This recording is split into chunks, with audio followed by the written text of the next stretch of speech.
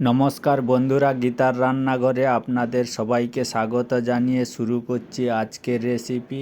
ট্যাংরা মাছের হালকা টক ঝাল গরম ভাতের অমৃত স্বাদের এই রেসিপি। ট্যাংরা মাছের টক ঝাল রেসিপি বানানোর জন্য এখানে আমি নিয়েছি 500 গ্রাম ট্যাংরা মাছ। ট্যাংরা মাছগুলোকে কেটে ধুয়ে পরিষ্কার করে নিয়েছি। এবার ট্যাংরা মাছগুলোকে ম্যারিনেট করার জন্য দিয়ে দিলাম 1 চামচ লবণ আর 1 চামচ হলুদ গুঁড়া। লবণ হলুদ মাখিয়ে 10 মিনিটের মতন রেখে দেবো ম্যারিনেট হওয়ার জন্য। এবার ট্যাংরা মাছগুলোকে ভাজার জন্য কড়াইতে কিছুটা সরষের তেল দিয়ে দিলাম। তেলগুলো গরম হয়ে গেছে, ম্যারিনেট করা ট্যাংরা মাছগুলোকে দিয়ে দিলাম। এবার একটা একটা মাছকে উল্টে এইভাবে ব্রাউন করে ভালো করে ভেজে নেব। মাছগুলো ভাজা হয়ে গেছে, এবার মাছগুলোকে তুলে নিচ্ছি। সমস্ত ভাজা ট্যাংরা মাছগুলো একটা থালায় তুলে রেখে দিলাম।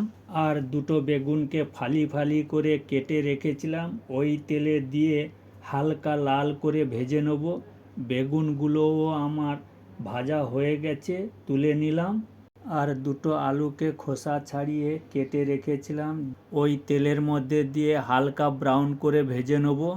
আলুগুলো হালকা ব্রাউন করে ভাজা হয়ে গেছে, আলুর মধ্যে দিয়ে দেবো একটা ঝিঙা খোসা ছাড়িয়ে কেটে রেখেছিলাম, সেই ঝিঙাগুলোকে দিয়ে আলু ও ঝিঙাগুলোকে নেড়ে নেড়ে ভেজে নেব 1 মিনিটের মতন ভাজার পর। এবার দিয়ে দেব 3-4টে কাঁচা লঙ্কা চিড়ে রেখেছিলাম, আর দিয়ে দেবো স্বাদ অনুসার লবণ, 1 চামচ হলুদ গুঁড়া, 1 চামচ কাশ্মীরি লঙ্কার গুঁড়া দিয়ে নেড়ে নেড়ে মশলাগুলোকে ভালোভাবে কষিয়ে নেব। মশলাগুলো আমার কষানো হয়ে গেছে, এবার দিয়ে দেবো কেটে রাখা টমেটোগুলো। এই রেসিপিতে টমেটো একটু বেশি দিলে যেমন কালার একটু ভালো হয়, ঝোল গাঢ়ও হয়, আর একটু টক টক স্বাদ পাওয়া যায়, যা গরম ভাতের সঙ্গে খেলে অমৃতের মতন লাগে। আর গরমের সময় এইভাবে বানালে আর কোনো তরকারি লাগবে না। এই রেসিপি একাই 100। টমেটো নরম হয়ে তেল আলাদা হতে শুরু করেছে, এবার দিয়ে দেবো গরম জল। গরম জল ব্যবহার করলে তরকারির স্বাদ অনেক গুণ বেড়ে যায়, তাই সমস্ত তরকারিতে গরম জল ব্যবহার করবেন।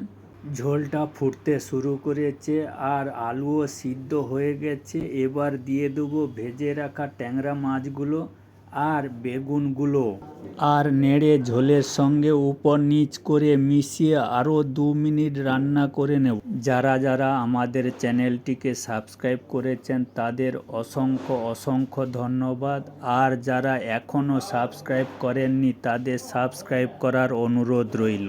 আর পাশে থাকা বেল আইকন অবশ্যই অন করে রাখবেন, যাতে নতুন নতুন রেসিপি আপলোড করার সাথে সাথে আপনাদের কাছে পৌঁছে যায়। আরও 2 মিনিট রান্না করার পর নামিয়ে নিলাম।